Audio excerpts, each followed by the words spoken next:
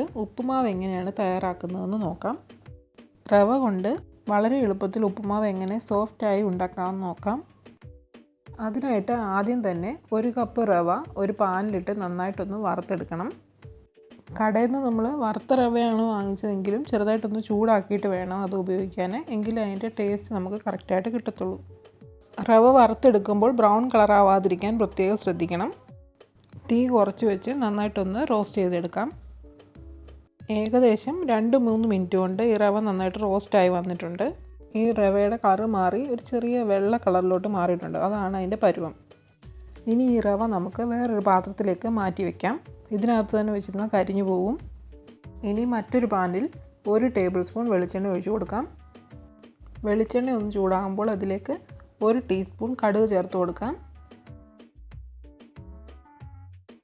ഇതിലേക്ക് 1 തണ്ട് കറിവേപ്പില, 2 പച്ചമുളക് ചെറുതായിട്ട് അരിഞ്ഞത്, 1 ഇഞ്ച് നീളമുള്ള ഇഞ്ചി ചെറുതായിട്ട് ചോപ്പ് ചെയ്തത്, 5 ചുവന്നുള്ളി വട്ടത്തിൽ അരിഞ്ഞതും കൂടെ ചേർത്ത് കൊടുക്കാം.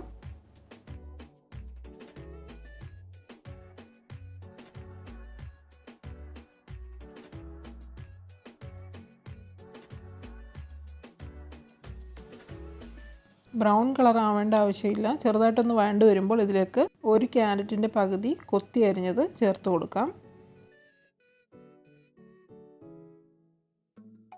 ക്യാരറ്റ് 1 മിനിറ്റ് ഒന്ന് വഴറ്റിയ ശേഷം ഇതിലേക്ക് വെള്ളം ചേർത്ത് കൊടുക്കാം.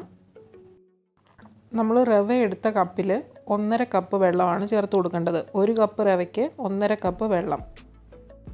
ഉപ്പുമാവ് നന്നായിട്ട് കുഴഞ്ഞിരിക്കണമെന്നുണ്ടെങ്കിൽ 2 കപ്പ് വെള്ളം ചേർക്കണം. ഇനി ഇതിലേക്ക് ആവശ്യത്തിനുള്ള ഉപ്പ് ചേർത്ത് കൊടുക്കണം.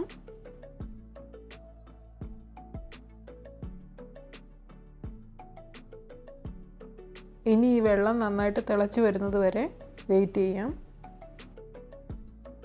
വെള്ളം ഇപ്പോൾ നന്നായിട്ട് തിളച്ച് വന്നിട്ടുണ്ട്. ഇനി ഇതിലേക്ക് നമ്മൾ വറുത്ത് വെച്ചിരിക്കുന്ന റവ ചേർത്ത് കൊടുക്കാം. തിളച്ച വെള്ളത്തിലേക്ക് റവ ഇങ്ങനെ ഇട്ട് കൊടുക്കണം. അതിനോടൊപ്പം തന്നെ ഒരു കൈ കൊണ്ട് ഇളക്കി കൊടുത്തുകൊണ്ടിരിക്കണം, ഇല്ലെങ്കിൽ കട്ട പിടിക്കും.